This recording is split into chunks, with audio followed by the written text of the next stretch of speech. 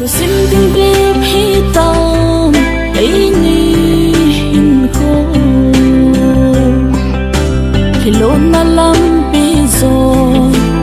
duy tiếng hi tâm chân lấy số đây lâu sông y po anh sang vào ngày lối hin khô again thay pi xin thêm thấy phố nghe ấy ni hin khô ghé linh bang phố nghe này là muôn na cảm chân cả chân dia cốt sa chu cả